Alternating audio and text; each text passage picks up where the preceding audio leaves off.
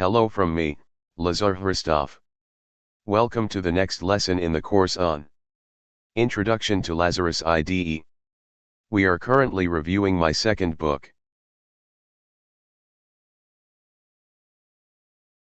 More specifically, the free chapters of it, as last time we finished chapter 3 and now we start chapter 4, more components in Lazarus IDE.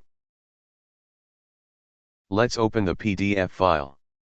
There are many more different interesting components in the Lazarus IDE, so we will include a few more of them in this second book. The first one we will start with is the TCoolbar component. This is the only element of the Common Controls ribbon that we haven't looked at yet. It is a container for tools and other controls.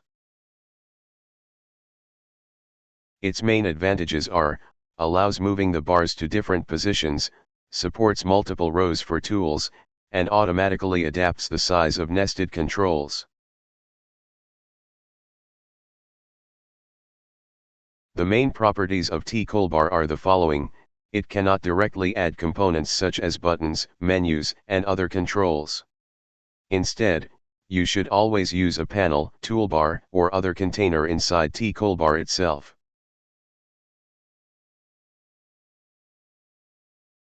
Why is that?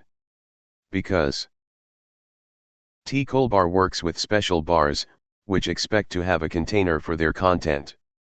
And this container can be a panel, a toolbar, a toolbox, for example. If we try to put components directly into TCoolbar, they won't display correctly, or function correctly. How does it work? We add TCoolbar to the form.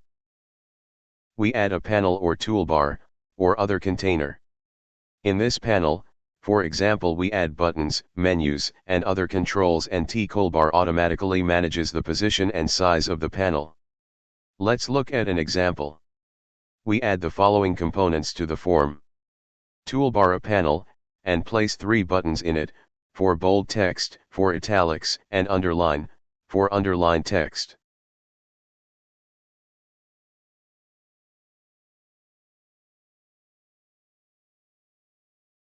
We also place a toolbar, by placing in it 4 separators and 3 buttons, and the buttons are, to increase the text, to decrease it, and to color it, using color dialog. We also place a T-memo component, 1 number to write text into it, and a timeage list to draw images for the toolbar buttons. Here's what it will look like. In panel 1 and toolbar 1 we've set the auto size property to true. We've also positioned TCoolbar 1.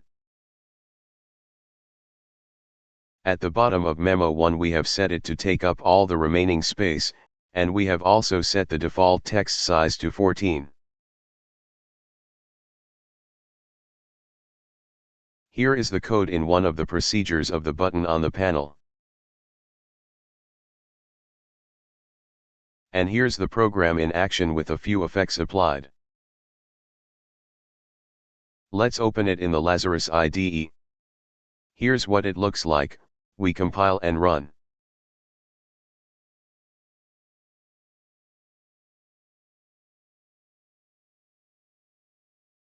We have, for example, some text. Hello from me.